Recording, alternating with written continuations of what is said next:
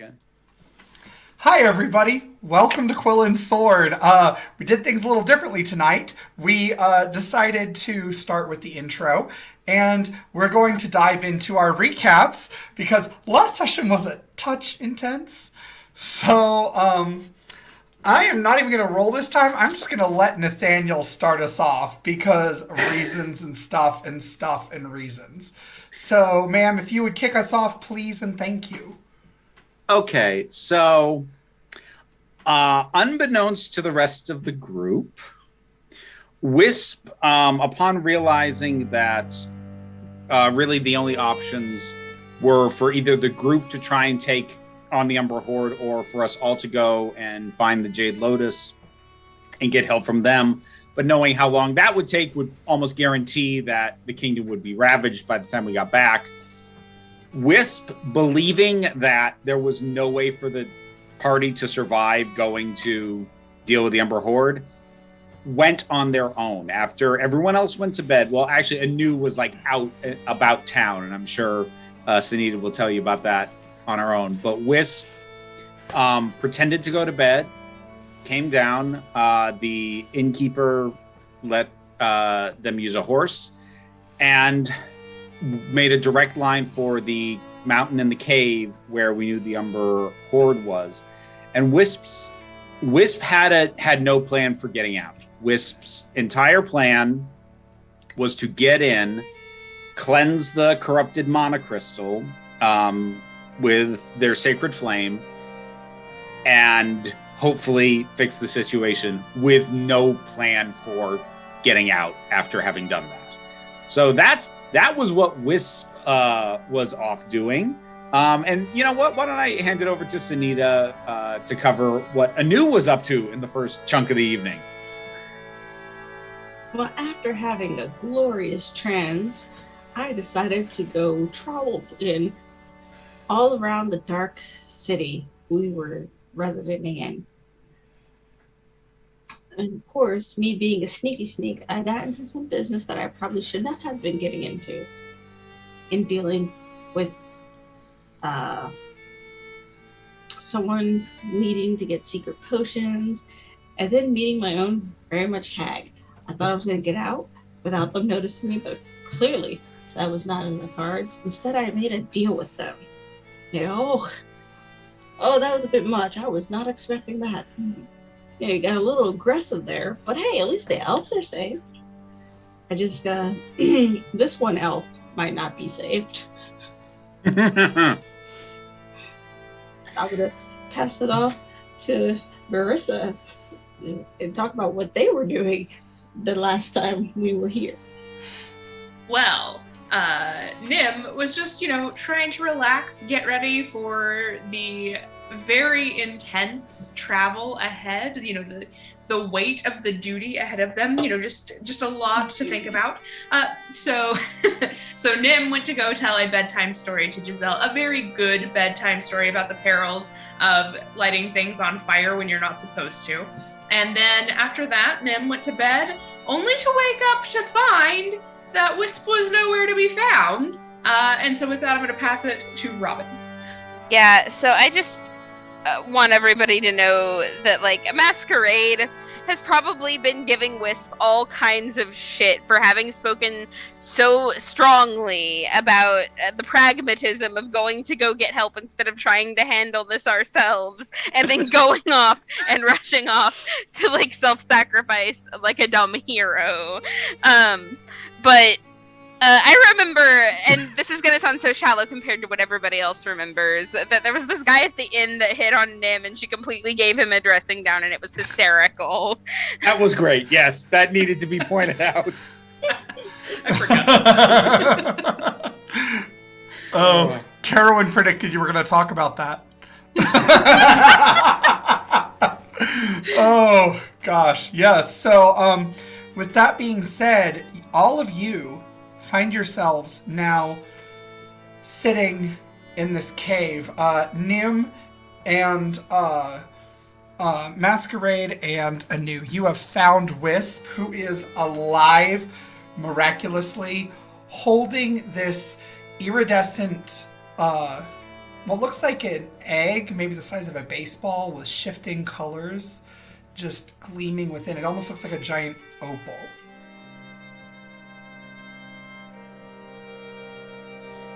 Can I just lean over and punch Wisp in the arm? Ah! I'm gonna we don't go before anything else happens. I'm going to look at Mask and go, not one word. Oh no, not one. There will be several. And maybe a timeout or two. Right now, we're just glad you're okay. I just didn't want anybody else to die. Except for you, of course. I didn't want to die anew, but it was either going to be me, or it was going to be me and all of you, or it was going to be everyone in this freaking kingdom. Those were the options. Or, alternatively, we try and do the impossible, and survive anyway. Now, come on, we're the Motley Few. With everything that has gone on, I think you'll have to forgive me if I wasn't quite able to extend that degree of hope last night.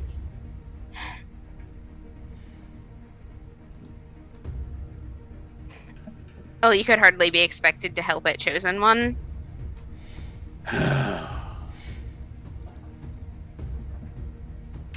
Is your destiny fulfilled now, then? Just kind of looking down at the egg and saying, I think so. I need to look after this. I don't know what's supposed to happen to it yet, but the Phoenix is not part of me now.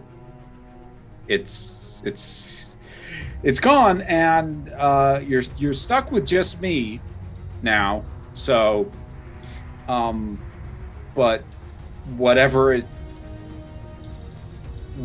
my carrying this was meant to do, I think it's done. Don't say just you, like we're not incredibly lucky.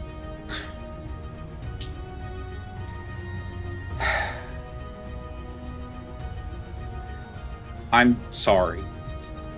Like, genuinely, I am sorry. I stand by what I did, but I am sorry. If it's what you felt like you had to do, it's what you felt like you had to do. But you can tell us next time, yeah? I really kind of couldn't, because I think I would have ended up strapped to a bed rather than any of you entertain the possibility of me coming here alone. And I don't mind being strapped to a bed, but those wouldn't have been the circumstances under which I would have asked for. No, probably not. I'm not really in the business of stopping anyone from doing anything. I realize that that's what bodyguards are typically supposed to do, but usually if somebody that I consider to be in my charge decides to do something dangerous, I just go with them. So, sneaking off after you, yes, absolutely, but we did that anyway. You caught up a lot faster than I thought you would. I'm assuming he told you. Not quickly. Well, bless him for trying. Can we go back? I'd very much like to not be in this cave anymore. Good plan. Is everybody else all right? Oh, we should probably see if we can find if any of the people who were taken are still alive. Right. Because I don't... Getting them back was not any part of what I was doing, but if we're here, we should at least look. You're right. If we'd gotten back and thought of this after the fact, I don't think any of us would have forgiven ourselves. And with that, Mask turns on their heel and starts searching. Okay. Give me an investigation roll or perception, your choice. Or survival. I'll even allow that one.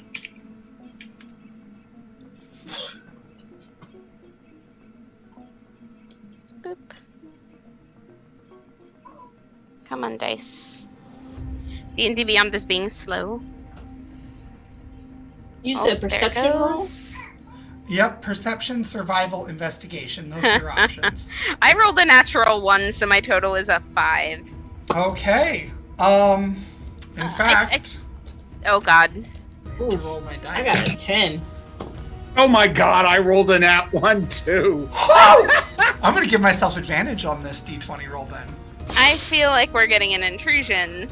Oh, you Yeah. absolutely are. Yay. Oh, In fact, you all might as well just take an inspiration at this point. okay. Yay. You round a corner as you're searching. You're searching for sounds of crying.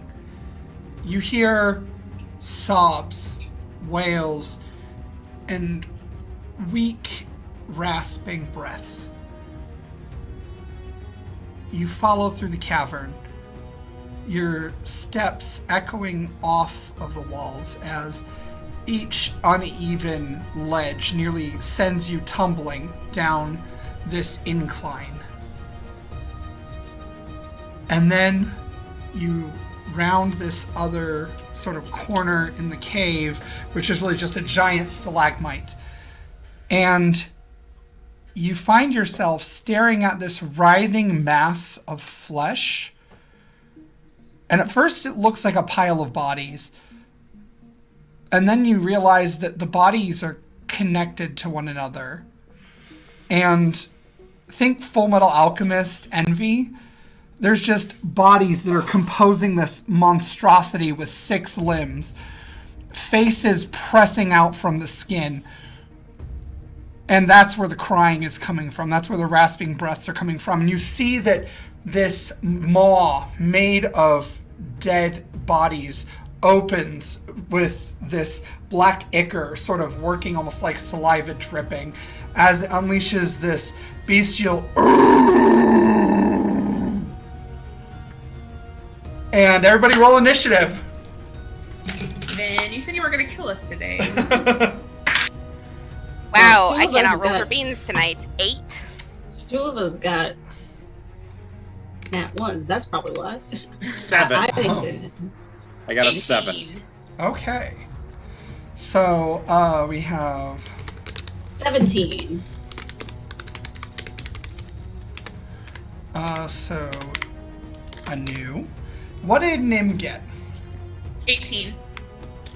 And Anu got 17? Yep. Oh, Nim's going first. This thing Stressful. rolled a 10 minus 4. So it is actually going last. So, Nim, you're first. You see this gruesome sight. And because it's the beginning of your turn, I need you to make a wisdom saving throw versus fear.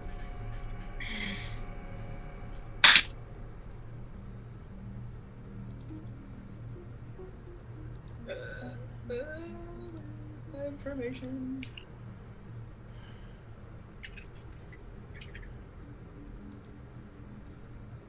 10. 10. Alright, you fail. You are frightened of this creature and cannot act this round. You will get to act next round, though you are still frightened. So, Anu, you're up. Make a wisdom saving throw. Wisdom saving throw. Oh, I thought my thing would protect me against fear. Where's my wisdom? There it is. 18. 18, you succeed. So you can act normally and you are not frightened. This thing is very unsettling, but you shirk it off. You can do this.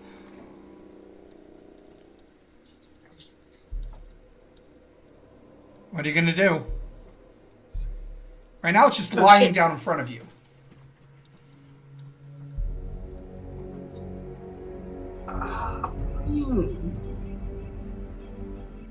Where has running away ever been an option? I'm It is an curious. option. Okay. I use it all the time. You see, right now, Nim looks paralyzed with fear. Yeah, no. And your quick wit tells you that you haven't yet waited long enough to see how Wisp or Masquerade will react. My God. Oh, that's a good problem. I don't want to. I'm gonna stab it. You're gonna stab it, okay. No, I said I don't know if I want to stab it. Oh, you don't want to stab it. How is everybody's health looking? I think the rest of you are fine. Mine's not great. Oh, right. Right, alright. I think. Do I get, like, sneak attack because it's not paying attention? You do technically have allies adjacent to it right now, so yes. Yeah, alright. Can I... Sneak attack the flesh mass. Well, with, like, fire, though, right? Sounds like some adult content. I never said that this game was PG or even PG-13. Alright, We've always advertised it as dark fantasy. So it's minding its business, and okay, I guess I'm gonna ruin its fucking night then. I'm gonna firebolt it. And how does sneak attack factor into that again? Sneak attack is just extra D6. Oh, extra damage. Okay, so yep. Alright, so let's roll and see if I can hit it with firebolt. Alright. 18. 18, that hits. Yeah. Okay, so I'll roll. Okay, and 25 total. 25 total.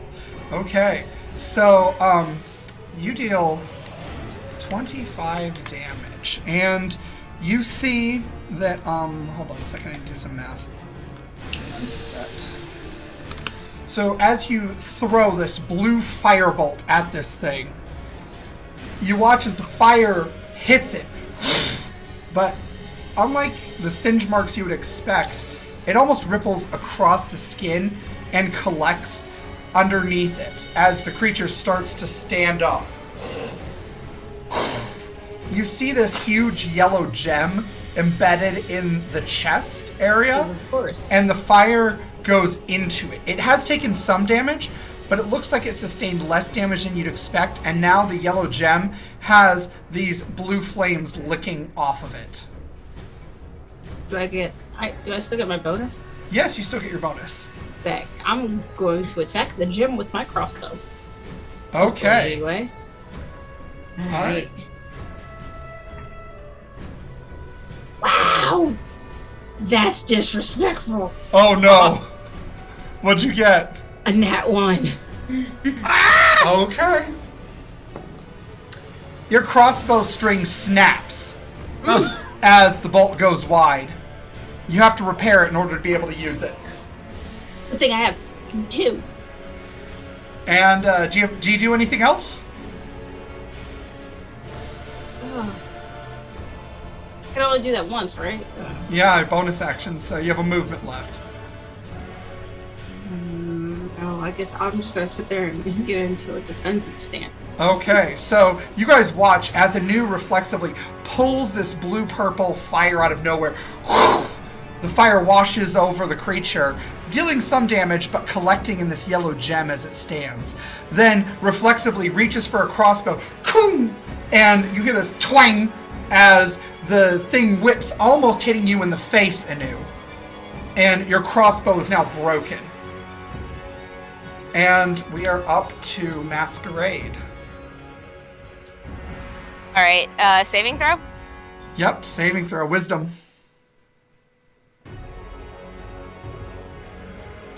You know what? I have inspiration. Uh-huh. You 18. do. 18, you succeed. Okay, cool. I'm going to whip out that collapsible... I don't remember whether it was a spear or just a pole. It is a lance, or not a lance, a pike. Cool. So it's well, a polearm. I'm gonna use it. Okay. How much damage does that do? I don't like have it on the easy attack list on my character sheet on here. D10. Cool. I'm gonna use the wizard's dice then, because that's a lot faster than trying to get that on my D&D Beyond sheet. Okay.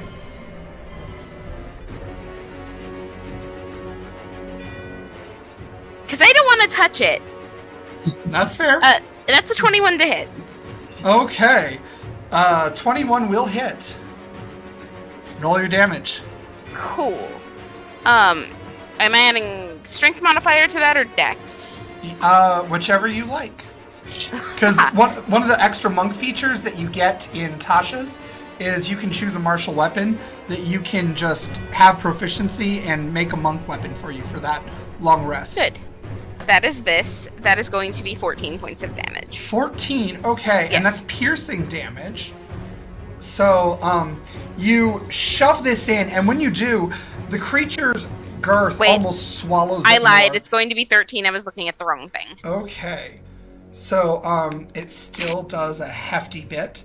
So, it does, the creature's girth almost absorbs it a little bit. You hear these shrieks as multiple cries come from the creature. They sound human in nature, but the creature actually seems to take more damage from piercing. As It's okay. its We're not going to leave you like weapon this. swallows it. And, you now need to make an athletics roll to pull your weapon free from it.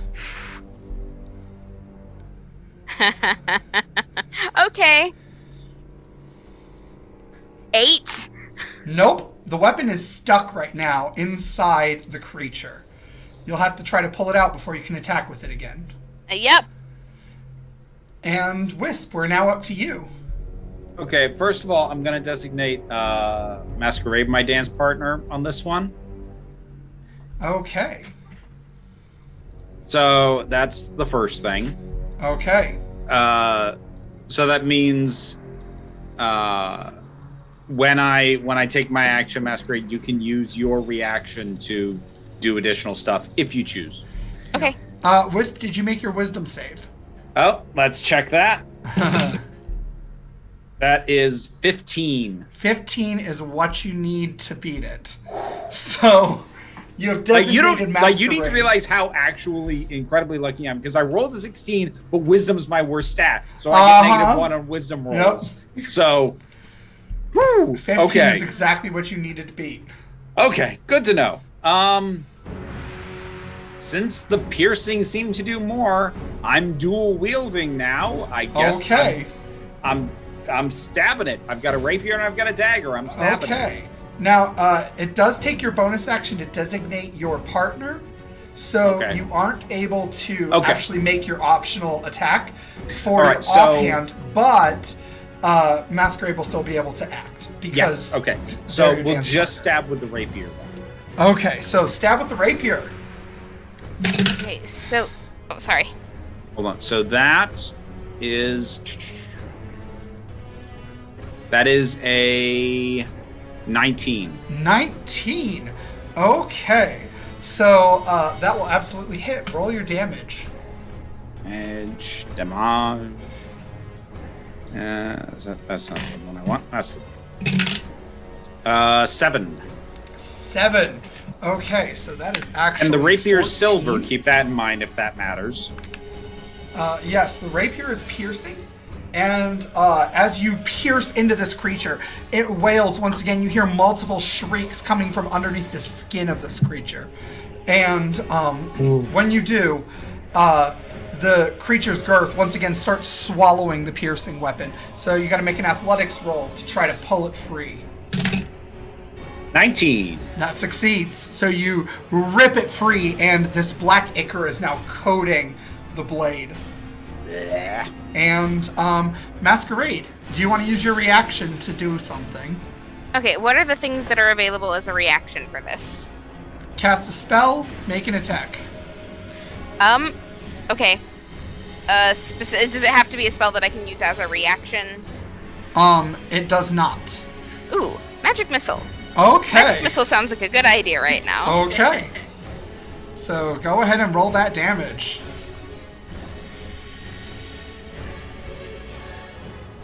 Come on, D&D Beyond. Don't be a slowpoke. All right, that's 2 on the first. Okay. 3 on the second. Okay. And 3 on the third, and that is all force damage. So that's 8 total. So, these magic missiles, these 3 theater mask-looking things, whistle towards the creature like screeching fireworks. Pop, pop, pop! And once again, with each explosion, you see the various colors and hues wash over the creature, dealing some damage, but it seems to do less than you expected, as they also congregate in. Now the chest gem is rippling with not only the blue fire, but also this forceful opalescent light. Okay, I wasn't sure if it was like all the spells or just fire, so this is good to know. Mm-hmm. And so that is, do you want to do anything else?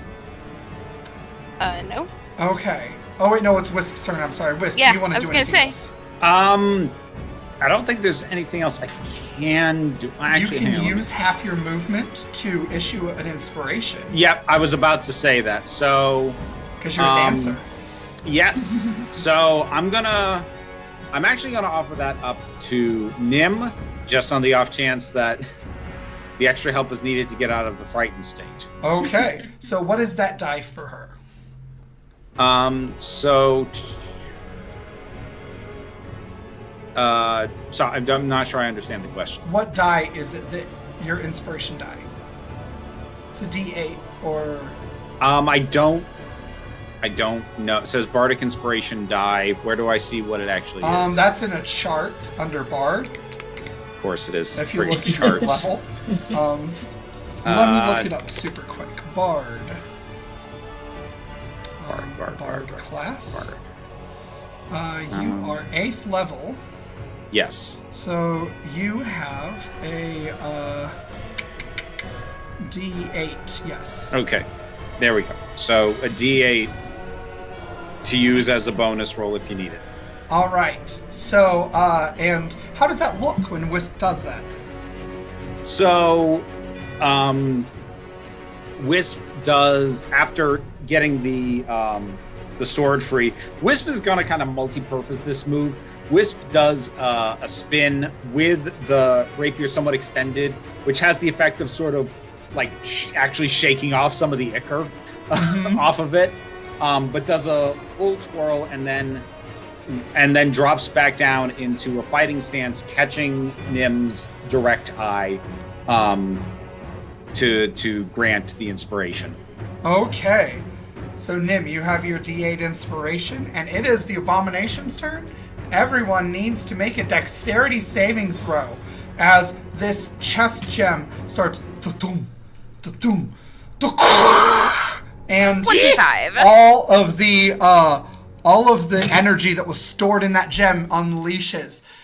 25? 25. 25, wow. 17. Well, actually, let me 14. rephrase that. That is nat 20. That becomes a 25 because I have +5 to dex. Okay. And Nim, Okay. what did you get? Me? Uh-huh. 17. 17. Okay, so only Anu failed because you got a 14, right? It was a 15 is what you needed. So Boo. Anu, Boo. you take 17 fire and force damage. Thank God I dodged that. That would have killed me. And then the creature, oh!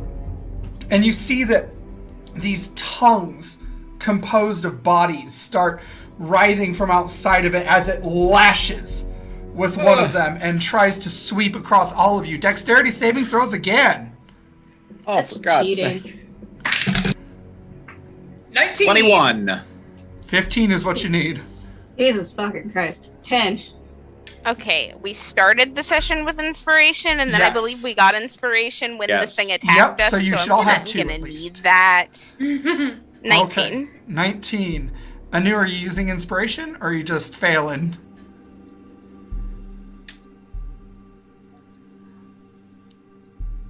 Decisions.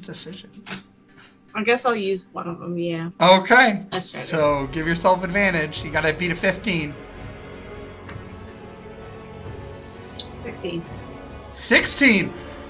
So this tree trunk-like appendage sweeps and all of you drop and manage to avoid the blow. And now we're back up to the top. Nim, make that wisdom saving throw. 16. 16, you succeed. You shake off the fear and fright. You can act. Okay. How close am I to this creature? You are within 5 feet of it. Oh, wait, okay. I would like to use my dagger to do I'm gonna throw it. I want to throw my dagger. I can throw it. Okay. I don't want to get any closer than I am. Okay. You are right next to it, so you can just poke it and stab it. Maybe I'll do that. Okay, I'm gonna poke it and stab it. Okay. It's real gross, Steven, and you keep explaining what it looks like, and I don't like it. So, Every new detail just makes it worse. Well, I called it an abomination for a reason. Probably smells like ass. 18. 18. Okay, you succeed. So how does this look? I shake off that fear, and I look down at my dagger, and I have it in both hands, and I just like go in all the way to the hilt, and I feel real gross about it because I imagine that there's some tendons and goo and all whatnots. Mm-hmm. So go ahead and make a athletics check to pull it out, and roll after you roll your damage. Okay. So damage. Where's my dice? All stick.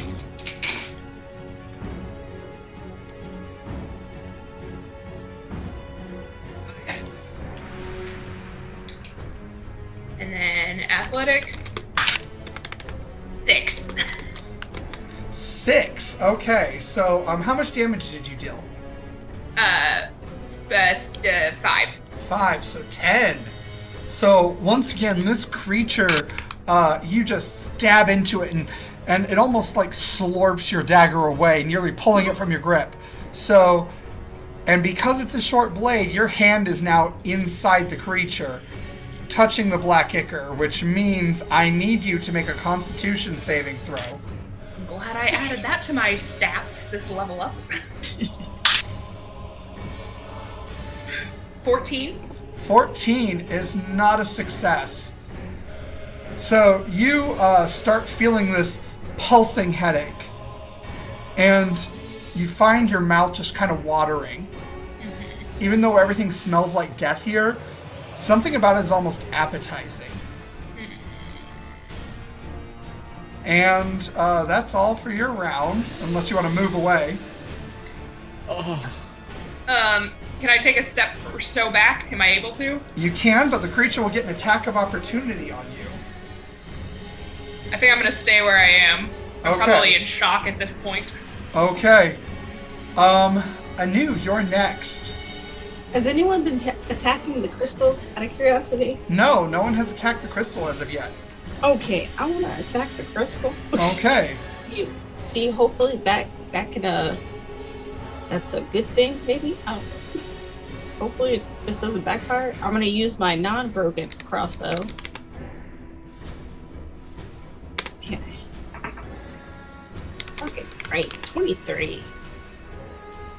Okay. So, 23 will absolutely hit. Roll your damage. 4. 4 damage. And you're specifically trying to hit the crystal, right? Yes. Okay, so it does 2 damage to the crystal. And you see the crystal starts cracking a little bit from where the bolt and just breaks right through into the crystal. Starts cracking from that place, but it's still together. And now, at this point, we're going from Anu. Unless, Anu, do you have anything else you want to do? And did you add your sneak attack to that? No, I didn't have my sneak attack. You should have. Oh, okay. God, that's so loud. Okay, that was 19. 19. You know what? Because you're attacking the crystal shatters. And when the crystal shatters, this black ichor starts splashing and just pouring, gushing from this creature's chest, splooshing everywhere. Everyone needs to make a dexterity saving throw. Can we just acrobat our way backwards? Nat 20. Okay. 15. Oh my god. 22. I'm gonna use my inspiration. Okay. Fuck Christ. 13. Okay, Anu, you get splashed in the mouth with this black ichor. No, why would you say And that? now you need to make a Constitution saving throw. Oh. It's real gross. Oh my god, 7. 7. Oh. Anu, you also start feeling this pulsing headache. And even though the acrid, acidic, like vile taste was in your mouth, it starts to be really appetizing and starts to make you hungry. You're hungry for meat, like raw meat. Mm. And Masquerade, it's your turn. The creature is dead.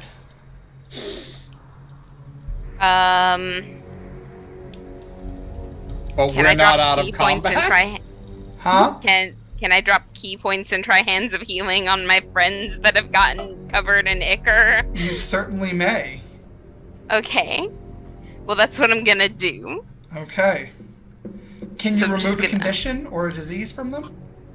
I don't think I can, but I'm gonna read it to make sure. Okay.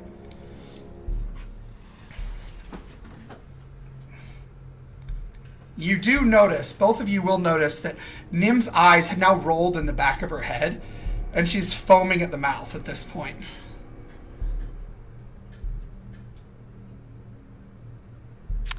You see No, black it does veins not pulsing. function that way. Okay, then I need you to make a medicine or arcana check, your choice. I am actually trained in medicine. Okay. 23. 23. So, you don't know what this is. You've never tried to cure anything like this before. But using your instinctive knowledge of medicine, pressure points within the body, and the flow of ki within every living creature, you reach out. And how does this look for you when you do this? Just like a corona of light around that. That was a bad word choice.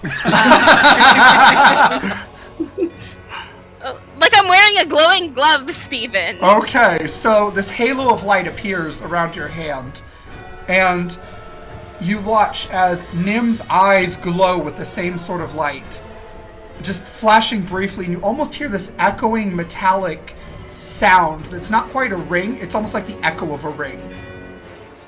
As Nim, you come back to your senses. It tastes disgusting, it's vile in here. You vomit. And when you vomit, all of this black just pours out of your mouth. And it's like gloppy and syrupy, but also the veins in her neck that were black and like pulsing out subside. Not going anywhere just yet. So, Steven, Yes. since Masquerade is still assigned as my dance partner, Uh-huh. I can feasibly take an action now. Yes, you can. So my question is, and if you need me to roll to know whether or not I even know this, that's fine. I have no skill in medicine. However, I do have Dispel Magic. Would that help under these circumstances? It would. Great. What level do you cast it at? Well, its default is 3rd. The problem is, like, I could cast it at 4th, but I'm pretty sure I can't after, like, without taking a rest after Okay. everything that happened last time. So, yep. So, So, I've you got will it need at to 3rd. roll. You'll need to make a spellcasting roll then. Okay. Spellcasting roll.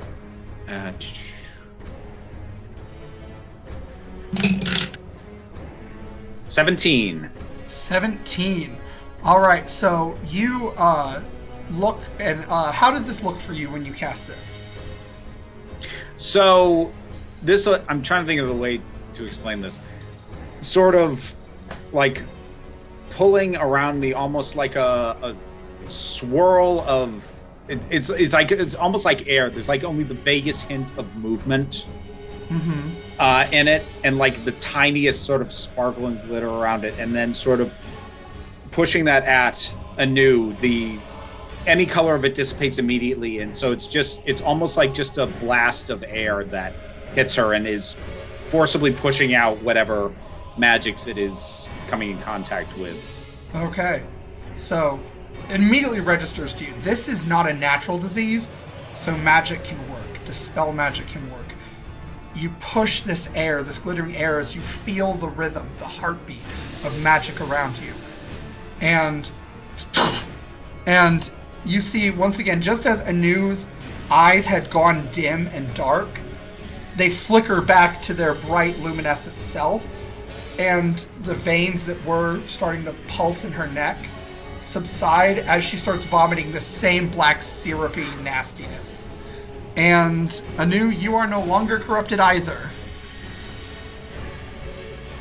And yeah, you guys are now officially done with your encounter with the abomination. And that was why I was afraid about you coming with me. Hey, I killed it. It could have just as easily happened to you. Does anybody have any water? I would like a drink of water. I'll offer her a water skin. Okay. I Ask gargle is furiously. clearly. Sorry. So, we gonna still look for other people?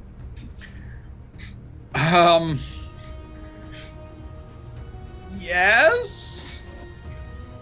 I mean, I suppose there's the possibility that what we just dealt with was what was left of them, but I suppose for the sake of thoroughness, we should maybe do one more sweep. And if there are more like this, we can't just leave them like that. Hang on, give me 1 second here. Before we even get into any of that nonsense, do I have... Oh.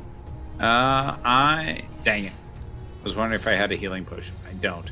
I am, however, gonna cast Healing Word on myself because I'm real low, and actually I'm gonna do it at 2nd level.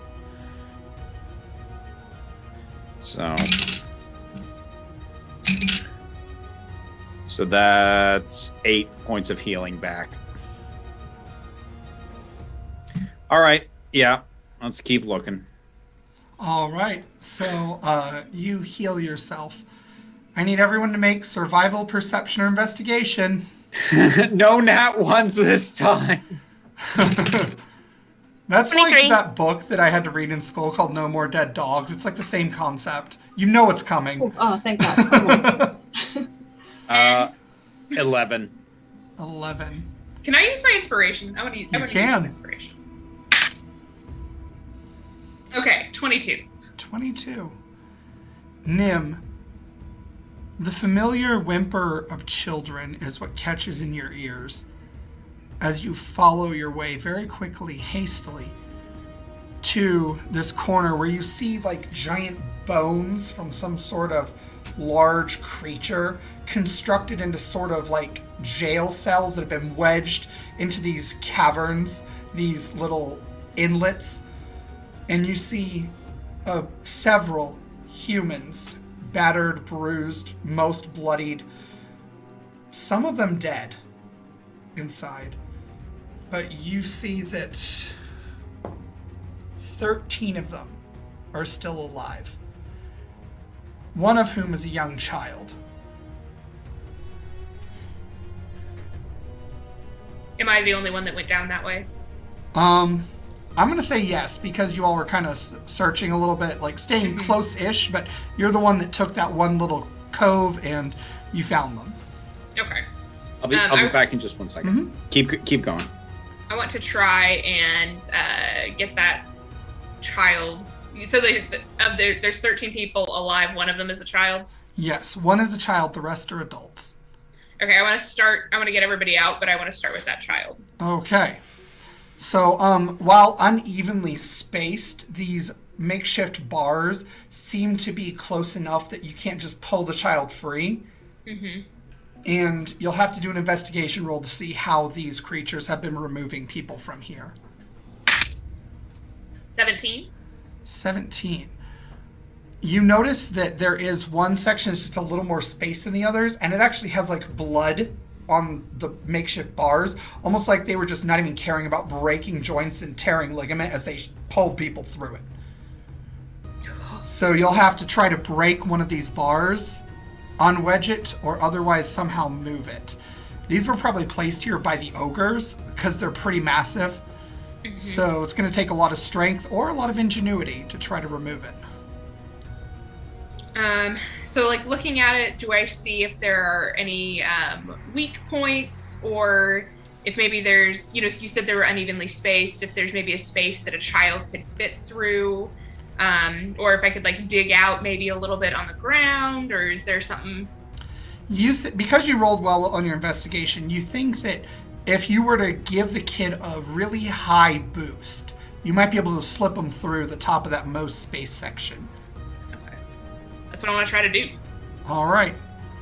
So, you see the child kind of gives you this scared look, and this woman crawls to the bars, and she's like, "Please, save my child." I'm working on it. We're gonna get everybody out of here. And so, you'll have to try to make either an athletics check or a acrobatics check to finagle your way enough to give this kid a boost up to where they can slip through.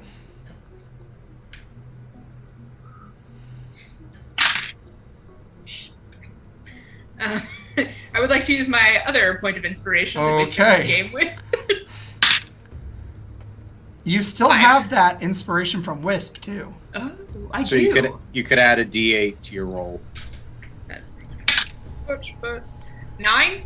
9, not quite enough. You try, and as you start to lift the kid from the woman kind of pulling them and shoving them towards you, you realize as you start to try to lift them that their legs are broken, so they're not going to be able to move easily.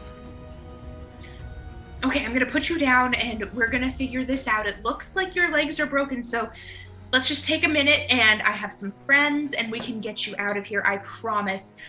It just might take a little bit longer than I thought. You see this kid sniffling, and there are just tears streaming down their face. I know this is a very scary place, but we're gonna do our best to get you out of here. And I don't know if you heard all the commotion, but there's, some of the bad guys are, I think we've dispatched most of them. I don't know, but still we would like to hurry up and get you out of here. Okay. So, can I yell for people to come help me? Sure. Or I probably don't want to yell. I don't like how excited Stephen was. Oh, okay. You can whisper loudly for them. I want to kind of like go back to We have the jewelry. We have the mind link jewelry. You do have the mind link jewelry. I don't. You don't, but everybody else does. We got that at the last. Yeah. Okay. So like, since this is the first time Nim is using this, and Nim, it doesn't do a whole lot with magic. She's just kind of like, it's a bracelet, right? Mm-hmm. She's looking at it and she's just like tapping it and whispering into it and saying, "Excuse me, does anybody? Hello, I need some help. There's some prisoners and injuries. Can you hear me? Hello." Where are you? I went down that little cove down that way. You can, if you listen, you can probably hear some people crying, and we've got some prisoners. Hang tight, I'll be right there. All right. I'm gonna send Stardust off to locate Wisp. Okay, that's easy to do. Within seconds, this owl is flitting around you, sort of quietly like... I'm assuming you're here to get my attention. Lead the way. And then just flies off to where Masquerade is. And Anu, you did hear that as well on the bracelet link.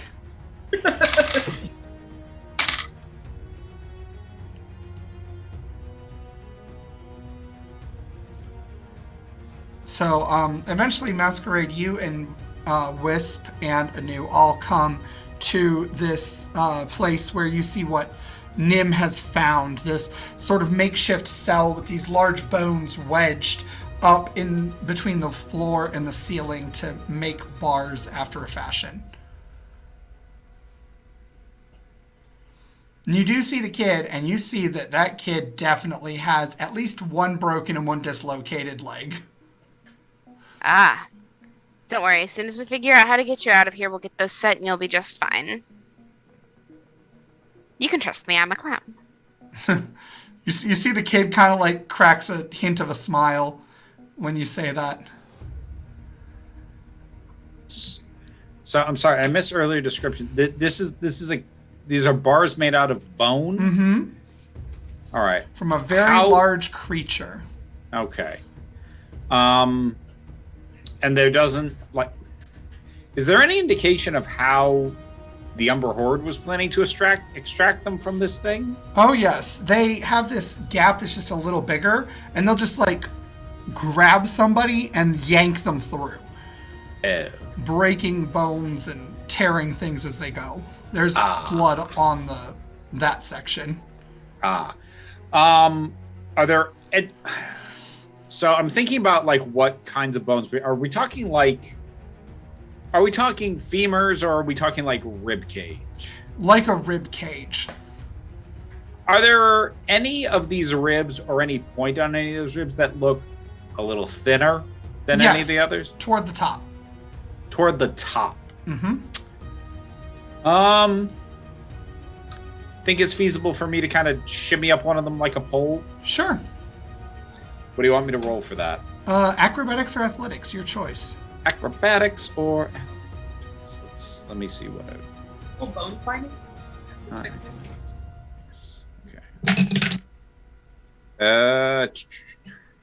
I'm going to take an inspiration and re-roll that. Okay. That's a 14. 14. Okay. You succeed at shimmying your way up the rib. Okay. And you find a weak spot right up there at that top part. Okay. So what I want to try and do is I want to try and like steady myself on the rib that I've got. Mm-hmm. I want to just try and hoof kick and snap this thing at its weakest point. Okay. So that I want to create a gap at the top where we can feasibly, like maybe I drop down and help boost people up, or just something, a workable hole is all I'm after here. I'm searching for a hole I can work with. Right now, I can't work with that hole. Give me a hole I can use. Make an attack roll. She said. Attack roll. That's a 9. 9. Okay. So I'm going to give you a difficult choice. Oh, goody. You can choose to succeed and cause the bone to break free and land on one of the prisoners with a 50-50 chance of that prisoner already being dead. Or you can choose to fail and you don't have a risk of killing one of the prisoners. If I choose to fail, am I going to fall or am I just not going to succeed in breaking? You just are not going to be able to break this one. I will take the fail and I'll try at another point. Okay. So make an acrobatics or athletics check to get up a different one. Because this one's just a little too thick. That one, I'm going to re-roll that. So that's it for my inspiration. There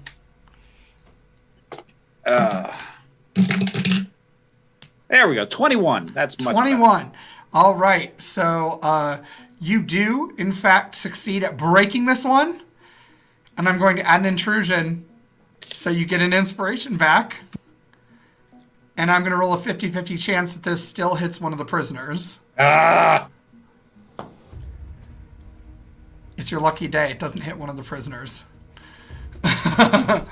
as the Wisp jumps and just crack on this bone. You hear a crunch, and the entire thing caves inward, falling and not landing on any of the people. And when you fall inside Wisp, you now notice these people aren't just battered and bloodied. Most of them have their legs broken, so they can't escape.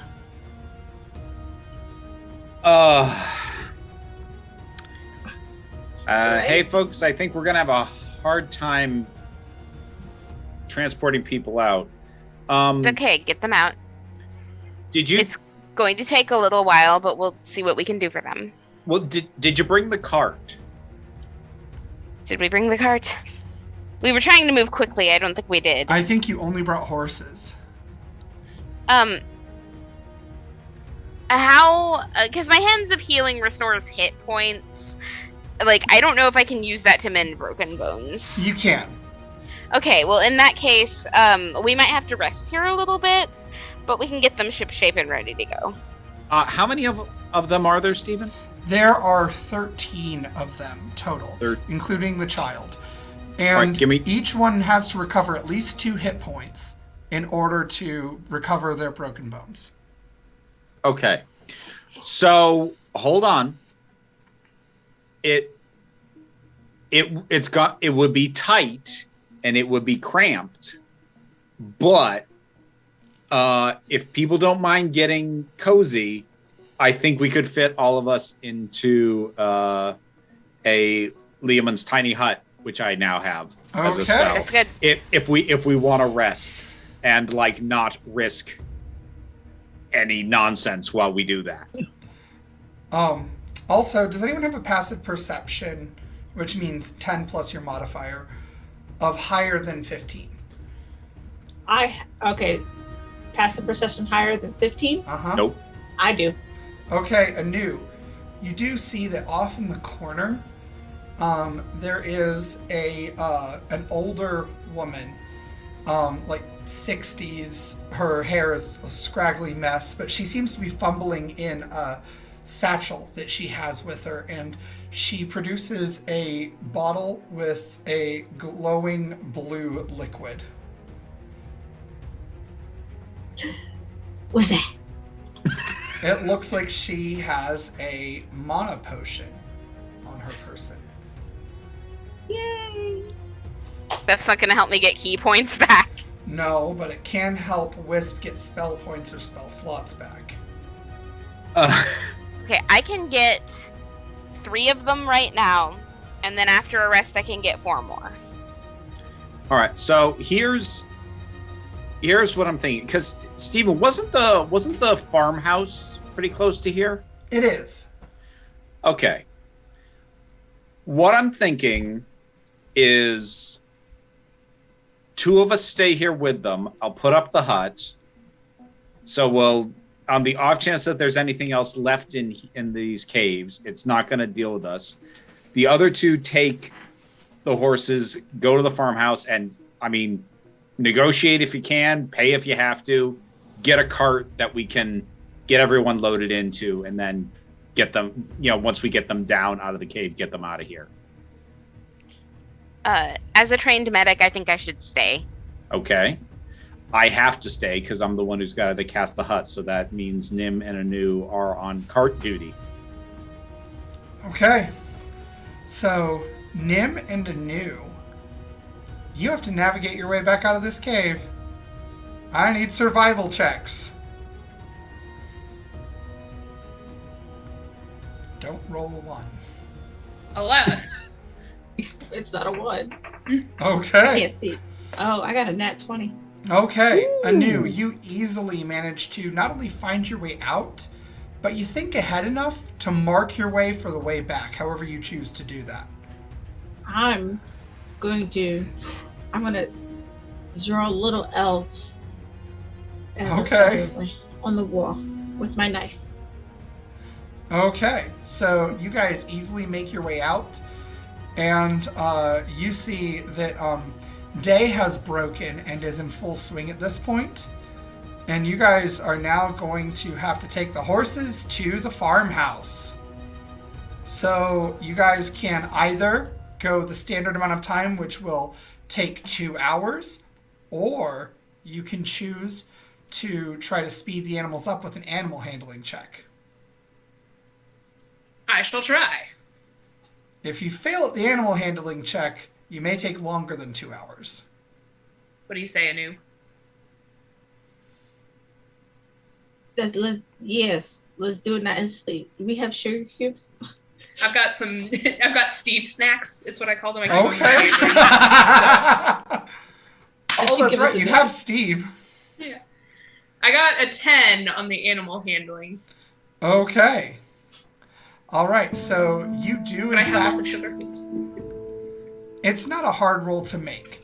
So you do, in fact, succeed at getting Steve, or whichever horse you choose, to move much, much faster. And the result is you get there in about 3/4 of the normal time. So you find yourselves at the abandoned, decimated farmstead. No one is here right now. You make your way to the barn. There is a cart here. So you don't even have to ask anyone's permission to just take it. Done. We're just borrowing it. We'll bring it back. No one's using it. It's fine. So, yeah, you guys take the cart back, and you make it back because you succeeded in your animal handling check, once again, 3/4 of the time. So you guys have already gotten in not quite half of a long rest when Anu and Nim return with the cart outside. Okay, so I need to dissolve the hut. So now that they're back, okay, so I think we just need to kind of get like a rotation going, us guiding out, sort of shouldering, helping out, just a person at a time till we get everybody out of here. Okay. Roger that. Do you have anyone staying with the prisoners to guard them? Yo. Okay. Oh, okay. So you are sitting with the prisoners. Anu, Masquerade, and Nim take prisoners. Yes. I would like to make a stretcher. Okay. I feel like some of the bone material that's here would probably be good for that, and I can use my cloak for the fabric. Okay. That would be a crafting sort of thing. So we're going to make you roll a sleight of hand check. Are you proficient with any tools that can help you with this? No, however. I am. Yeah, I was... would you like to make the roll, and maybe I can give you an assist? Can we do that? Yeah, I'll use the help action. Okay. Alright. So, what are you proficient with that helps with this? I'm a proficiency in sleight of hands. Oh, I mean a tool proficiency. Oh, I have cook's utensils and thieves' tools. Neither of those will help here. I have a disguise kit. Oh, I have that too. No carpenter's tools or anything like that. I have alchemy supplies and an herbalism kit. I don't have anything that's going to help with this. Okay. So, my sleight of hand is only +3 though, and I am very certain that Anu's is higher, so I still think that she should make the roll. okay, so with you helping, Anu, you don't have disadvantage. Okay. 19. 19. You succeed at making a pretty sturdy gurney sort of situation, a stretcher, and in fact, it's big enough. With 2 of you carrying it, you could probably fit 2 people on here per trip. So Awesome. You can move a total of 3 people per time with Nim helping. So And there were how many total? There's 13 of them, so that's 4 trips plus, really just 4 trips, because that last trip you can take the extra with the child wisp. Yeah. Well, I was able to heal 2 of the people. Technically 3 of the people, but the child was one of them, and I'm not going to expect a child to help with a stretcher. So maybe the people whose legs are not broken can help us as well, and have somebody stay back to guard the cart. Unfortunately, most of them are too weak from being malnourished to be able to help with this, but they can get themselves out. So that will save you 1 trip. So you have to make 3 trips. So the first trip all of you go. And Wisp, you are staying with the remaining 6. Yes. And nothing happens between trips. So, rather uneventful. They come back, get a second load. Are we leaving somebody at the cart to guard the cart and those injured folk? I don't know, are you? Well, if it doesn't take all 3 of us to move the stretcher, then I would like to stay with the cart and watch the people. Like, somebody should be there that knows how to fight. Okay. Yeah. So, you stay back, and so that puts Nim and Anu on stretcher duty. So, second trip. Nothing happens again. So this last trip, all of you are going. Yep. And so you guys are going to avoid any potential danger or in the cave, but outside, we'll see what happens. One's mad we took their cart. Masquerade, Yes. you're sitting there guarding the prisoners in the cart. Oh, they're free now. Are they called free? Yeah, they're free, but they're still very weak. And nothing happens as everyone returns safely to the cart. You have me going. This guy. I'm sorry. No, you're not. You're right, I'm not. I lied. So, okay, you have everyone now in the cart that you could find and rescue. You are guessing that most of the others were probably converted into one or more of those abominations that you ran into.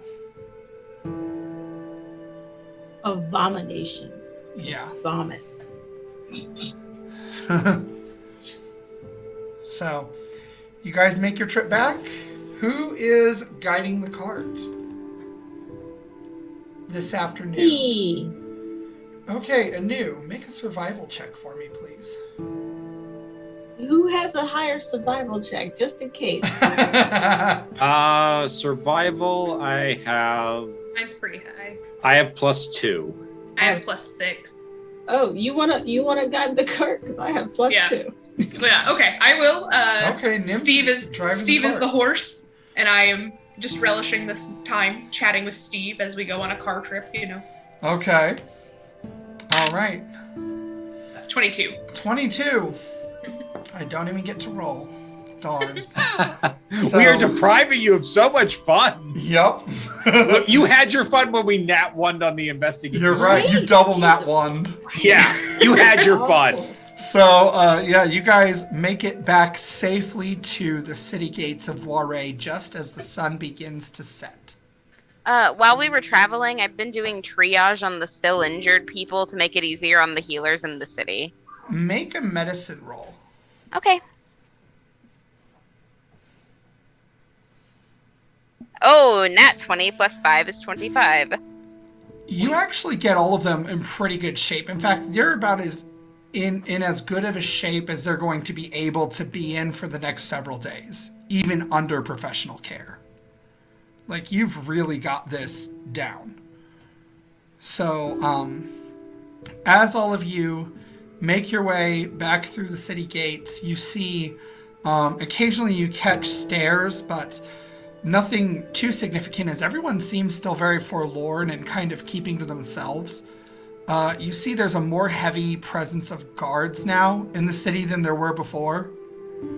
You do see your once companion Hake sort of positioned and posted, and it kind of gives you a nod, but seems to be assigned to a certain post. Okay. When we pass him, I'm just going to go, narc. and he kind of nods and goes, chosen one. And you guys make your way back to the pumpkin carriage with all of these refugees in tow. And We did it! We did it! you did.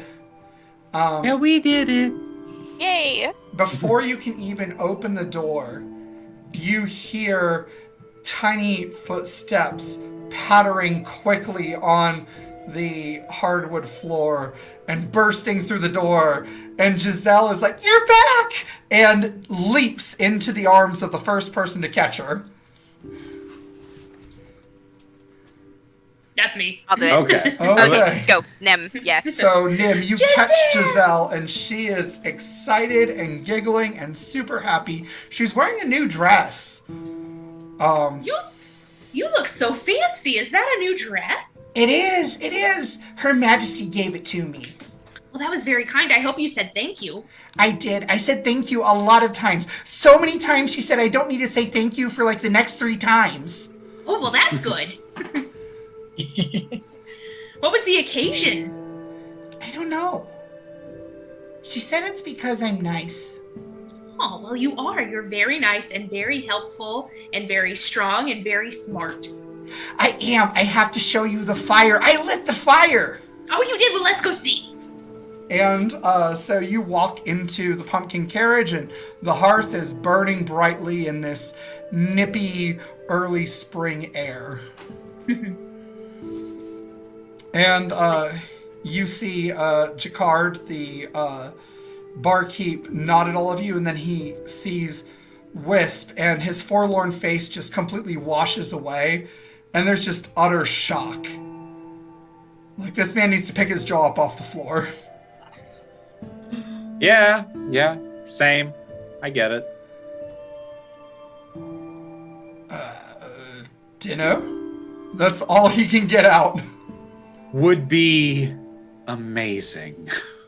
And he immediately sets to, like, clattering plates and bowls as he quickly musters some dinner for all of you.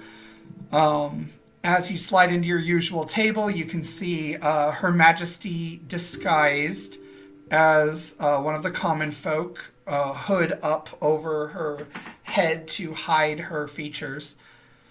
And she meets your guys' gaze, and this look of confusion, but also wonderment, that's not at all sad in the least.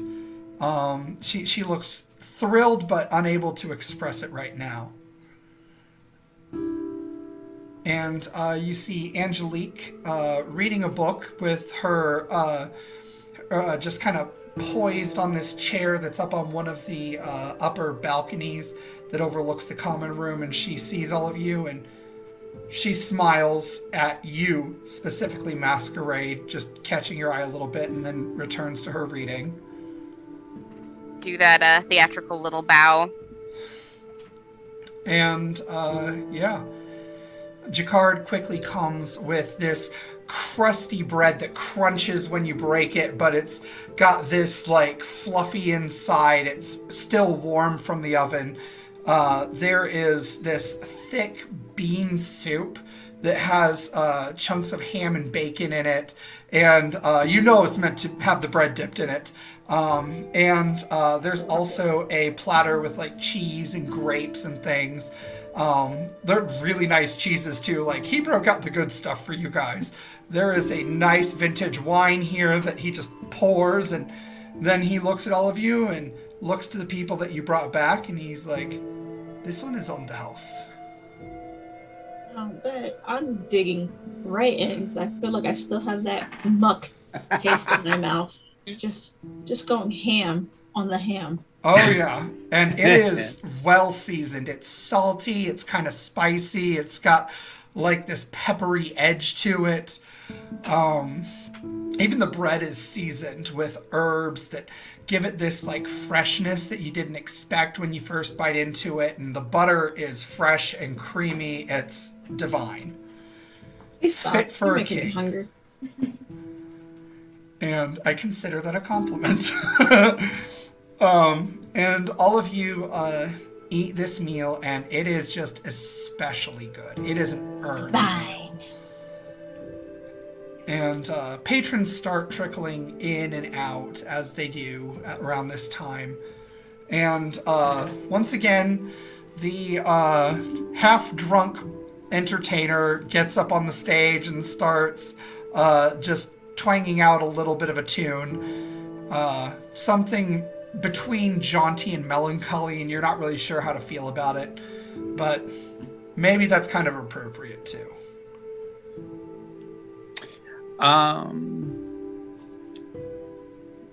Just 1 second.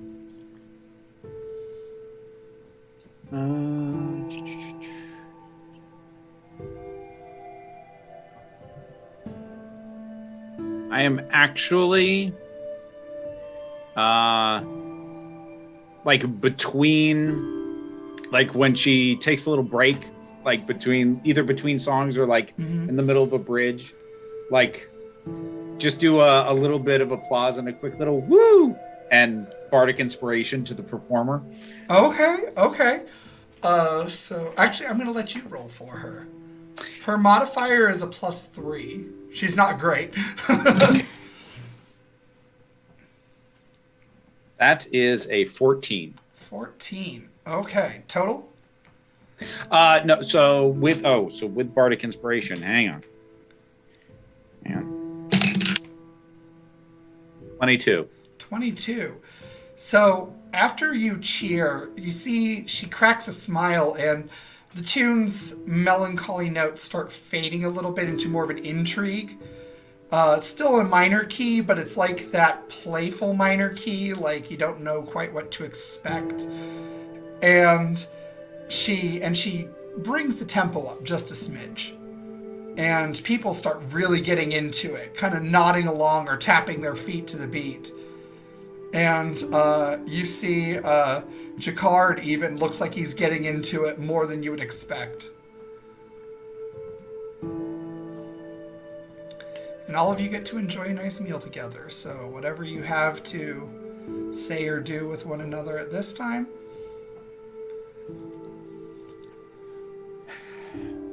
So I don't know what we do next from here. I don't know what I do with like sort of pat the pouch that I've put the egg in. I don't know what I do with this.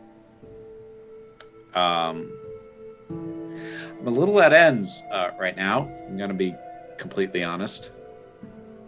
Well, I'm not sure what the rest of you have on your docket, but I do know that the city is in a state of disarray, and I owe something to it. So I was thinking of maybe trying to find something significant, a building that we could maybe get Her Majesty set back up in, try to get the government back in some sort of semblance of ordinance.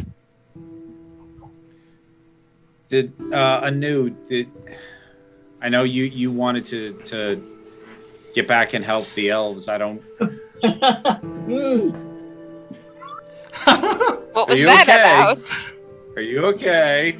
Oh, I did a thing. Oh You did dear. a thing. It wasn't a chandelier, was it? Can we just leave you with the light fixtures for one Oh day? my god, I wish it was a chandelier. Let's just say, while Wisp was off sneaking, I was off sneaking as well, but my sneaky didn't involve me sacrificing myself. Kind of, not yet. Okay, see, you're Kind of. You're diverting here. You're kind of trying to. What did you do? Oh man, I saved the elves. I saved the elves is what I did. Yep. What? How, if I may ask, if that's not too forward? I do feel like we're friends, and you didn't have that much time. Oh no, I did not. But I definitely saw their the heads exploding off of things. So they're fine. They're fine now. Yep. Mm-hmm. I'm sorry, people's heads exploded, but they're fine? Oh no, the elves have their heads. The other ones don't though. The other ones you The said. Aslari? Yeah, the Aslari. They are. How do you just go exploding Aslari heads? I would like to know that too, because I didn't think that was going to happen. But Okay, it no, did. wait. I knew. Wait a minute. Are you saying that you went off back to this village. You took a huge side trip and managed to get back. Like, what? There was details. There were big gap details. There was a door that I went through. It was magic. Is this another vision quest? Oh no. There was no vision. Whose door was that? The lady in the house. Lady. Anu, what are you leaving out? Just. To finish with all the details, if you don't mind. I may have made a deal with the hag. Oh dear. Oh god. Okay. I look dead at Nim and I'm like, at least one of you doesn't make bad decisions. And I thought it was a chandelier. Oh dear. So Steven, what do you want me to roll to figure out how much I know about hags? Arcana. Arcana. Can we all do that roll? Yep. That's a 23. You can also roll religion if you'd rather. I got a 7, so I don't know a whole lot. Okay. Hags are spirits of the wild who are themselves manifestations of cunning. And they are so powerful, they can break into the physical world to gain physical form. You know, they often do this as a means of making deals with mortals to then imbue them with a fraction of their power, which they in turn gain from a combination of their mother in the wild, as well as powers that they gain from the emotions, the thoughts, the metaphysical aspects of the spirits of creatures in this plane. So they like weird things. They might ask to steal your memories from when you were 2, or they might ask for the last coins in a poor man's purse, or things like that, and then do something interesting with it, because their magic never obeys the rules. So, Anu, what did you give the hag? Oh, I wish I knew. That's comforting. Did you make a my half of this to be determined later deal? Yeah, I owe a favor. Oh, I don't even know anything about hags, and I know favors are a bad deal all around. Gonna be a big favor. Whew. Well, at least the elves are At safe, least. I guess. and we don't have to worry about that until the hag decides to call that favor in. Yeah, I just would like maybe to see that door again, just to talk to them and see how they handled you know, the cleanup process, because that was a lot. I just said make them go away. That's all. Lack of specificity was not your friend. Yeah. It was I don't know. I feel like after what happened, they kind of maybe deserve to have their heads exploded. I'm not saying they didn't. I'm just saying that I'm not sure these are ideal methodologies, is all. But okay. All right, so we've got that to look forward to. That'll be fun. Oh, don't worry. I made sure that you were not a part of the favor. It's all on me. Okay. Guys. Anu, after what just happened, do you honestly believe that we're not gonna get in this? This is different. My favor may just get me in trouble, not die. It's not different. We're all in this together here. Okay. She has her eye on me. You can't see it, but I know it's there. When you pull your palm up, you see you now have the tattoo of an eye on your hand that wasn't there before. Okay. That wasn't there before. I'm gonna grab another drink, and I head to the bar.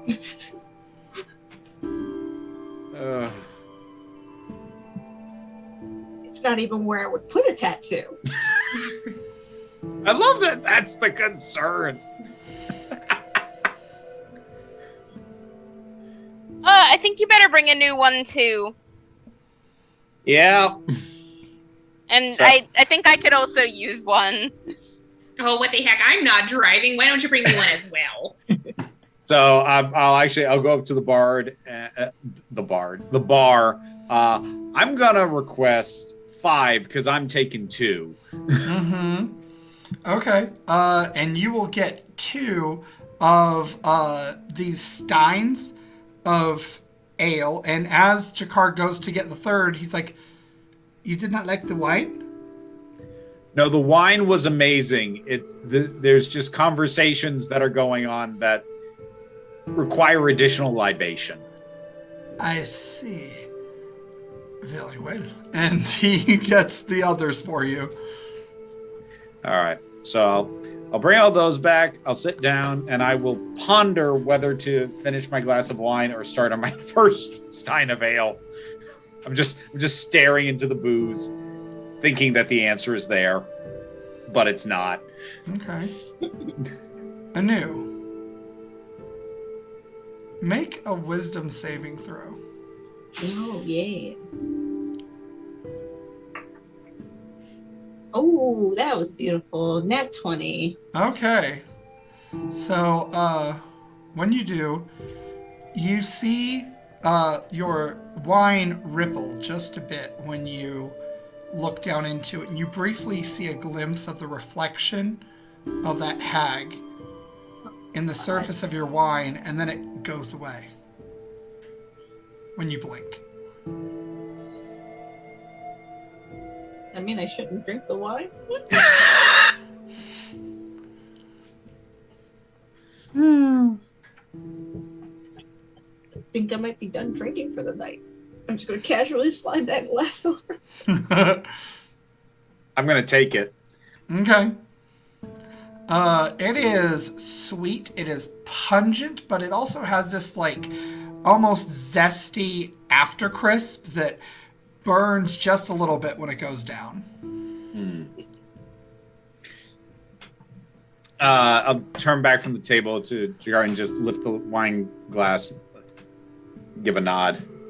He nods back as he's like wiping down this stein with this towel inside it.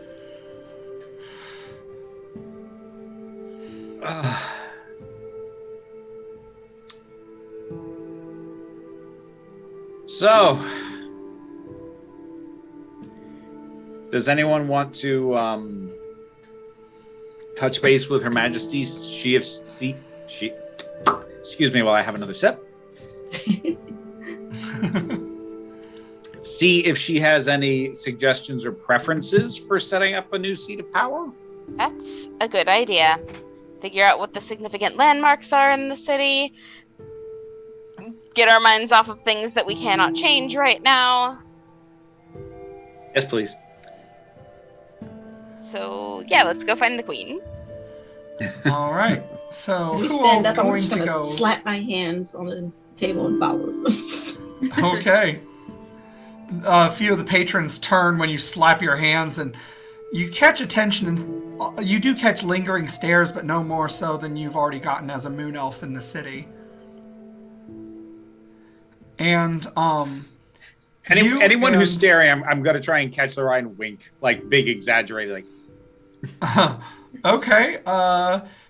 Make either persuasion or intimidation, depending on what you're trying to do. Let's see. That's a 13. 13. Okay. So, you see that, is that intimidation or persuasion that you were using? That was persuasion. I'm honestly just trying to. I'm aiming for confusion. You're getting a lot of confusion. Nice. So yeah, this one guy just stares, then like his head goes back and forth, and then he goes back to his drink and hiccups a little bit. And so Anu and Masquerade, you approach Her Majesty at the table in disguise. Well, hello. Well, hi back. So, I don't know how much you know about what we were up to. Only that you brought back some new refugees of some sort? Well, the nest is taken care of. I see. How? Perhaps I don't want to know. All you really need to know is that you have Wisp to thank for it. Then please send him my kind regards. That said, with that out of the way, it seems we are no longer going to have to take a long trip, and I was thinking that maybe it would be wise to turn our attention to finding somewhere for you to set up, if that makes sense. It does, but sadly the politics of Warre are such that the crown only holds power so long as the throne exists. And is there a particular reason why it can't exist somewhere else? How much do you know about the vanishing throne of a century ago in the last age? Oh, nothing. So, in the last age, the throne itself was stolen during an incursion. During that time, the seat of power was literally gone. So the royal family held no true sway outside of their political connections. But they had no actual authority. For this reason, the city itself was left without governance, and so that is where the Church of the Octheon stepped in. The 8 leaders of the various factions of the Octheon, they came together and formed a council so that should it ever happen again, they would assume control and power until the seat of power could be re-established or otherwise reclaimed. Okay. Well, I don't know about everyone else, but I am deeply uncomfortable with the idea of a religious leader holding state power for too long. They tend to not want to give it up. So, probably for the best that we... What did you say? It was a thorn? The throne, the seat of power. So long as the throne itself either does not exist or is not re-established in the throne room, I am unable to hold true power. And unfortunately, right now where my throne room was, there is now a massive circle in the sky that is doing who knows what. So if we get in there and get your chair back for you, we can set you up somewhere else. I'm not sure that it's there, to be honest. But we haven't checked, so we don't know that it's not. This is true. However, the guards are keeping everyone out of the ruined palace. Oh, they can certainly try. Per the orders of the Council of 8. Right, but they can't really stop us if they can't see us getting in there, and I happen to know a guy who's pretty good at sneaking. Or a gal, rather. And when you say this, she cracks a smile and she's like, "You are my Motley Few, and I am forever grateful for you."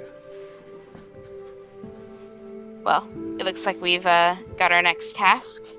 And I'm going to give my, once again, theatrical little bow, but kind of from my seat because standing up would draw too much attention.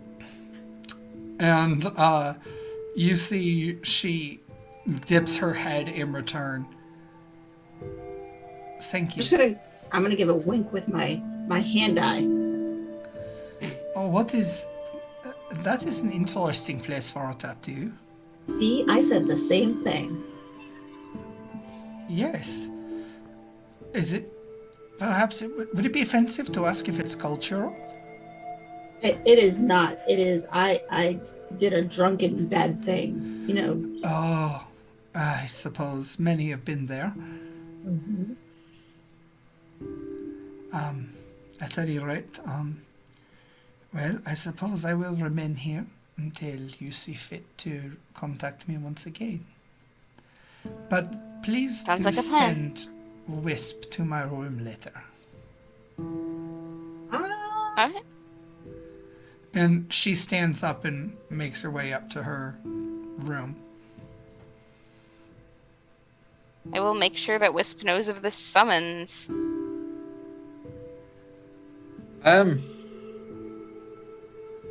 Okay. Wanna go over? Not how I'm used to entertaining royalty, but okay. Queen is totally into you.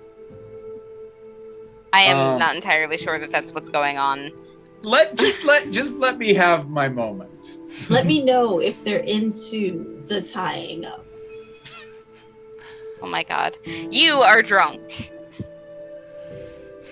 I'm not drunk enough to be an embarrassment. How about that? I was talking to Anu. I am in no such thing. I don't believe you. Drunk enough for another tattoo. This one in a place I prefer. Thank you. Where would that even be? Of course, in the back. Never understood that. You can't see it. No, but others can. Fair. Oh. Okay. All right. I'll head up to the Queen's room because I'm too morbidly curious to wait on that. I expect details in the morning. Okay. So you approach the room. Do you knock or do you just enter? I will knock. Okay. And you hear her bid you enter. I shall do so. And you see she's holding a sword. Like a long, very ceremonious looking sword. And she points in front of her. We can do the proper ceremony later. I know your people don't tend to take surnames, but if you would kneel. I will do as instructed. I will kneel. I, Chanel Dumont, Queen of Ware, do knight you, Wisp. What surname would you choose for your house?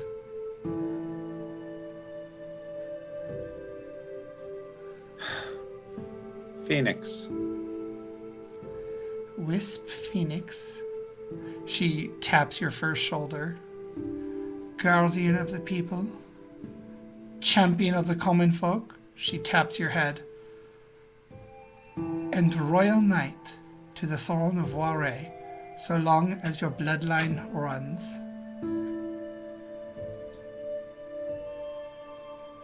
Thank you for what you have done for the people who do not have a voice in my kingdom, and for whom I cannot reach out or fight at the moment.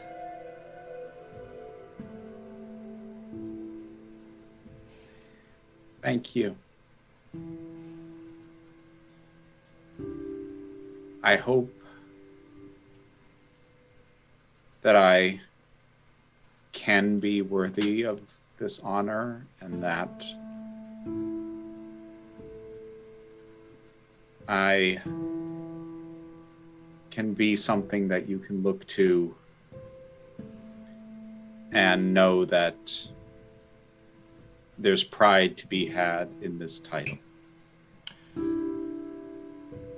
You, my friend, should have all of the pride in all that you do.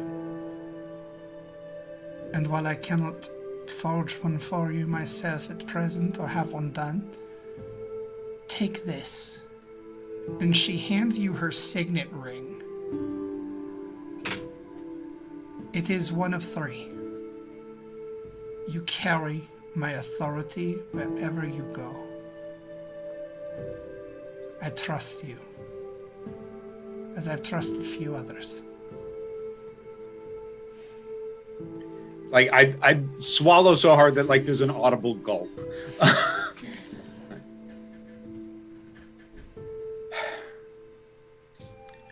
I will honor this.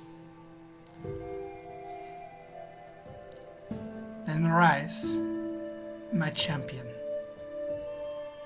We will do a formal ceremony when there is a palace in which to hold it. We're gonna work on that soon, and I will stand up. Thank you. And I will tell you, as I told your friend Masquerade, you and your friends bow to no one in my court.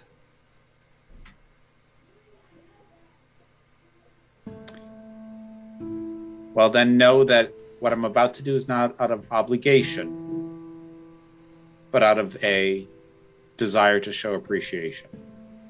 I will do a spin and a bow. She chuckles, and you see the veneer of formality is gone for like a second before she recomposes herself and nods that you would interpret to be dismissing you. Nod back and excuse myself. So, yeah. Woo! I'm actually gonna head back to my room because I kind of want to take time with this egg. Okay. And like just, for lack of a better way to put it, just sort of spend time with the thing and just sort of sit with what's gone on. Okay. Make a religion check. Oh God. So that's all right. Last inspiration. That was a nat 1. I'm not taking that. Oh. That's a 12. 12. So you know that these things are considered sacred. And as you just spend time with it, you feel what seems like maybe a faint heartbeat and a flickering light from within. Just briefly. Something is in there.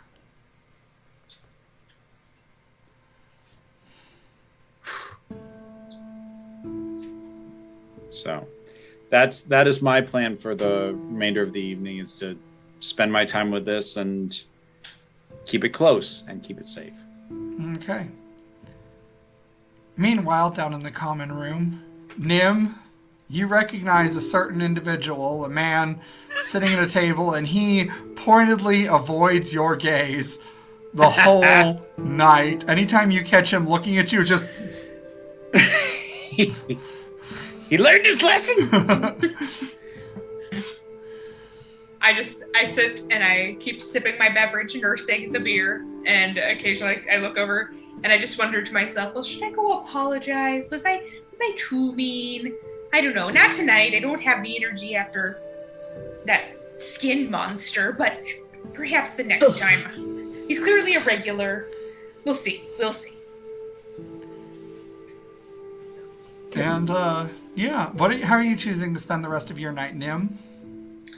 I want to enjoy the musical performance until it's over, and then I will go upstairs and make sure the kids and the refugees, I guess, they came with us, right? We didn't drop them anywhere. Yep. Yeah. Make sure everybody's good to go. See if any children require bedtime stories or a round of hide and seek before they go to sleep. So, when you're looking on the refugees, you see the mother of that child. She struggles to stand, and she approaches you, nearly falling on you as she gets close, and then just kind of embraces you and starts sobbing, and she just says, "Thank you." Oh, well, it was our pleasure, and you don't need to get up. You've been through quite a lot, and it's time for you to rest now. And I'm just happy we found you when we did. Who can I tell? My baby saved us. Oh, well, we're just the Motley Few. We're a group of some may say heroes, but that's just really, that's a lot of expectations. We're good helpers is what we are, and we are here to put things to rights, so to speak, even though it does feel that we take one step forward and 2 steps back on that front almost every day. Well, thank you. Were it not for you, I don't think that my child would have survived, and I most certainly would not have survived either. Well, again, it's my pleasure, and there's no need for that sort of thinking. Everyone is safe now. As safe as we can be, but who knows how long it will take before those things come for us. Even here in the city.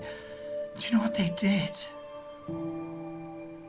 I saw some of it, but I am sure that you saw more. It wasn't even what we saw, it's what we smelled, it's what we heard. The screams. The terrible sounds I've never heard anything like it. My child should never have had to hear anything like that. No, they shouldn't have.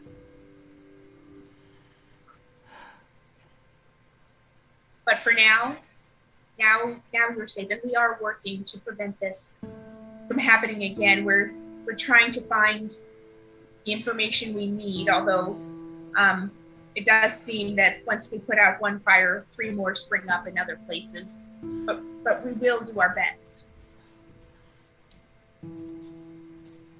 Just be careful. If things like that can exist in the world, well, I'm not sure it's a world worth saving. Cool. I have to believe that it is. There's still some good. I mean, we have you and your child, and there's a few more children here. If tomorrow your child is up for it, would maybe like to play with them, and maybe just have a normal day, because I bet they haven't had that in a while. Perhaps. We shall see. For now, I think you should get some rest, and don't worry about a thing. If you need anything, just let us know. I will. I can't say thank you enough. You already have. And she starts to break down into sobbing as she sort of makes her way back to the bed and clutches her child close. And evens out into sleep pretty quickly. I leave quietly and close the door. And as you shut the door, this voice beside you says, "Are we being quiet now?" Oh my god. Giselle, sweetie, it's bedtime, so some people are sleeping, so we have to be very, very quiet. Yeah, I know. I'm supposed to be in bed. And you see she's wearing this little nightgown, and her hair is all undone and everything, and she looks like she's bathed and all that. And well, if you're supposed to be in bed, silly girl, why aren't you in bed? You were up. Oh, well, I'm coming to bed now. I just, we had to do some grown-up talking, and I had a beverage, and now it's bedtime. Okay. And as she walks with you, she's like, "Did you make the lady cry?" I think, I don't think I made her cry, but I think that she's just been through a lot, so it's hard not to cry. Oh. My friends have been through a lot, but they don't cry. Yeah, everybody's different, and, depending upon what you've been through and maybe some of the things that happen to you, maybe you cry a lot or you don't cry, or maybe you laugh when it's inappropriate, or maybe you get really mad. Everybody's different, so we have to let everybody feel how they feel. She kind of nods, and you make your way to your room, and as you're lying there, you lay there for several minutes, and then you hear Giselle whisper, "Sometimes I cry for them." Oh, I'm so sorry, Giselle. I know that it's a lot to see what they've been through and to know that maybe they're not feeling things. But you don't have to carry that. And you're doing such a good job by being their friend and playing with them and teaching them, reminding them how to be kids. That's important. But I don't want it to be a job because they're my friends. Oh, well, yeah, they are your friends. But I think sometimes we have to remember that friendship or relationships or, you know, having grown-ups in your life, that can be work. It doesn't have to be bad work, but we always have to do our best to show up for our people how we need to. Yeah. And then she kind of rolls over, and after a few more minutes, she says, I miss my mom and Mr. Ben. I bet you do. Do you want to tell me about them? My mom was really nice. She had a lot of muscles. Yeah? She was Yeah. really strong? Yeah, and she was really good at a sword. Ooh. And she was really good at keeping people safe. And That's good. She told me when she sent me with Mr. Ben that we'd be back soon and that Mr. Ben was going to come see you and you were somebody that kept him safe, and so I would be safe. But I haven't seen her yet, and she was supposed to see me because I was supposed to be there. And now I'm not, and I don't know what happened to Mr. Ben. I just know those people hurt him. And Mom's gonna be sad because she said Mr. Ben might be like kind of like as close to a dad for me at some point. Mm-hmm. Yeah. But now I don't know. And I want to know, but there's a lot. And sometimes I cry for my friends because they have a lot, and sometimes I cry for me because I have a lot. Mm-hmm. Yeah. It's a tough time right now. There's a lot going on, but I want you to know that we're trying our best to make it safe again. And if I do hear anything about your mom or Mr. Ben, I will let you know first thing. I won't even tell the Queen first, I'll tell you. Okay. And she kind of tosses and turns for a minute, and then she says, it's okay if you tell the Queen first. She's really important. Okay. Well, you're really important too, Giselle. Thanks. And she drifts off into this like light snoring after a minute. Meanwhile, Anu, what are you doing to finish out your night? Is there a way for me to like somehow trance but like more like speak to somebody that's in the elf village? If not, then I'll probably do a different trance, but not exactly. You can only look through your past experiences, like your past lives. That's what your trance does. oh no, I meant like not so much as just trance, like, but is there a way to like communicate with them?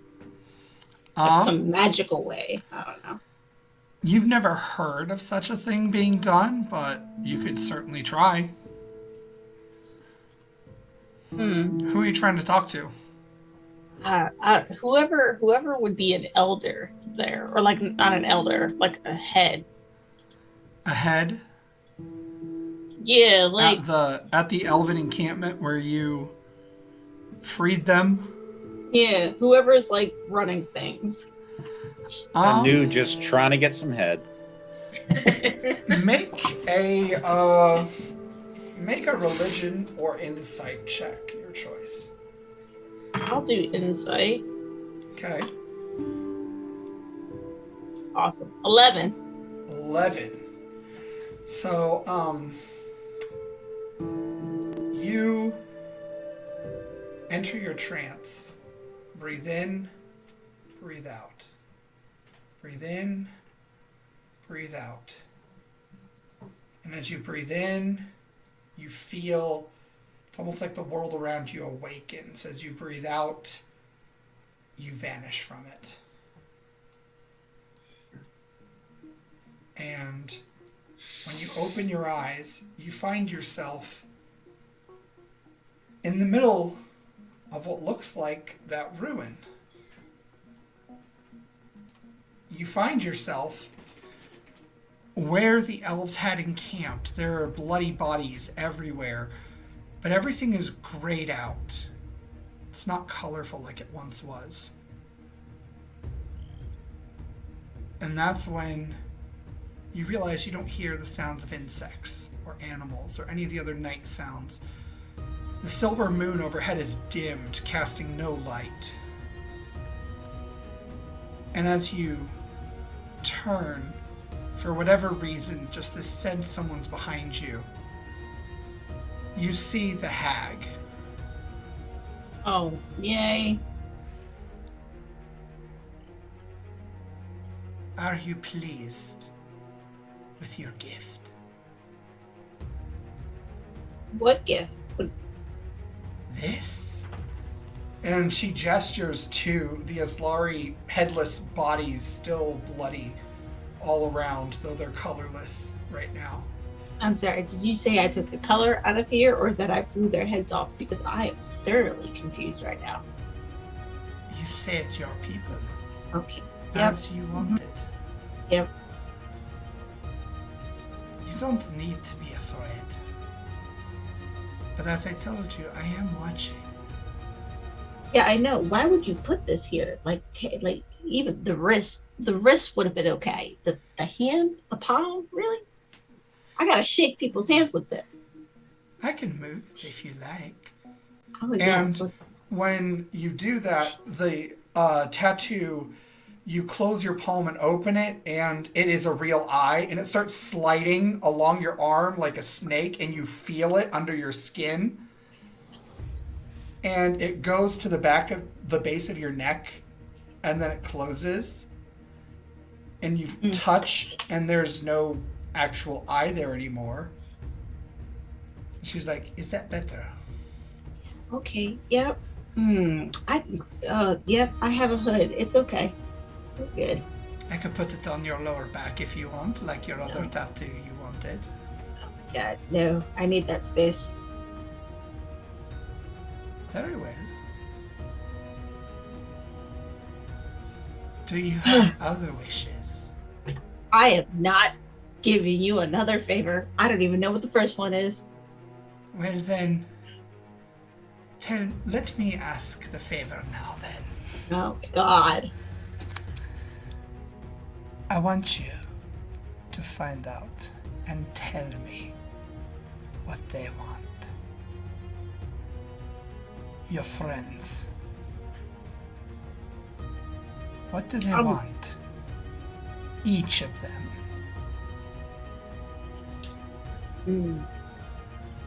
Learn their desires, the truest desires of their heart. Tell me, but do not tell them you've told me. And just for the record, the terms, officially, you shall not tell them that you want to know for me. No, but my terms was not to involve them. Your terms were not to hurt them, Mm-hmm. and you were to bear the consequences. And that would hurt them. I would not hurt them. I have Oh, not no, hurt no, them. no. Knowing their desires is not hurt. It is not harm. No, me But it lying is to them would power. hurt them. Then don't lie.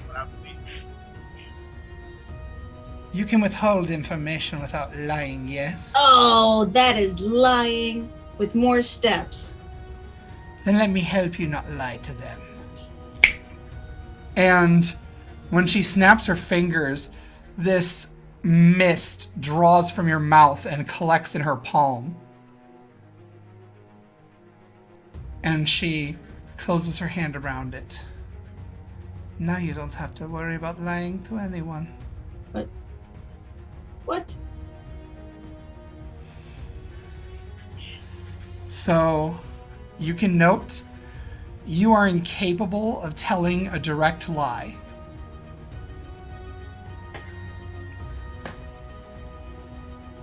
Yes. Now go and fulfill my favor as you promised, or it will be something so much worse that befalls you. And by the way, I'll find you no matter what life you're in. And when she says that, you blink and she's gone. And your vision can last as long as you want, but if you want to explore the ruin, you only find bodies of dead as Laurie. The elves are gone. Where the fuck did they go? Now,